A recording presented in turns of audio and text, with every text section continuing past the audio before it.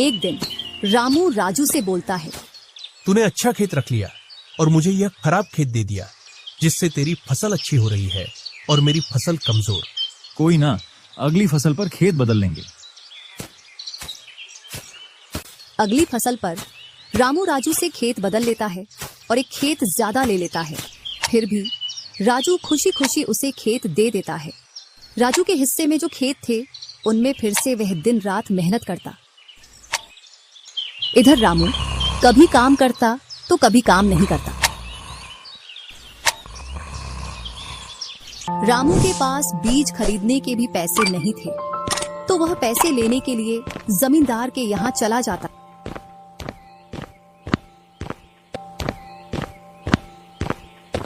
जमींदार जी, कुछ पैसे उधार चाहिए थे, जिससे मैं अपने खेतों के लिए बीज ले आता और फसल आने पर मैं आपको पैसे लौटा देता।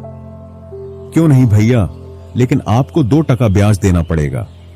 जी जमींदार जी, मैं ब्याज दे दूंगा। जमींदार रामू को पैसे दे देता है।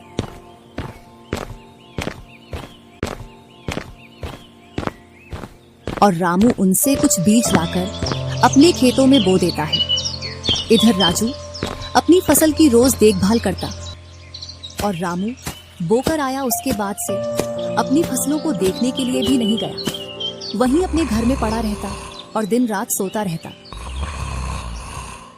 एक दिन जब फसल पकने का समय आया तो वह अपनी फसल देखने के लिए खेतों पर गया और फसल देखकर बोला, अरे इतनी कमजोर फसल! मैंने खेत बदल लिया, फिर भी लगता है मेरी ही किस्मत खराब है। जो भी जमीन में लेता हूँ उसमें अच्छी फसल होती ही नहीं है। ऐसे कहते हुए वह अपने घर आ जाता है और अपनी पत्नी से बोलता है, राजू की फसल तो अच्छी है, बस हमारी फसल ही कमजोर है। ऐसा कैसे हो सकता है? ऐसा तो होगा ही। दिन रात जो घर में पड़े रहते हो और खेतों में समय समय पर दवाई पानी नहीं दोगे तो फसल ऐसी कमजोर रहेगी। फिर बोलते हो किस्मत खराब है। किस्मत नहीं, मेहनत करनी पड़ती है। चल चल, मेरे को मत सिखा। अगर किस्मत ना हो तो कुछ भी नहीं होता। अगर मेहनत से कोई बड़ा बनता तो सबसे पहले गधा बड़ा बनता, क्योंकि उसके बराबर कोई मेहनत नहीं करता।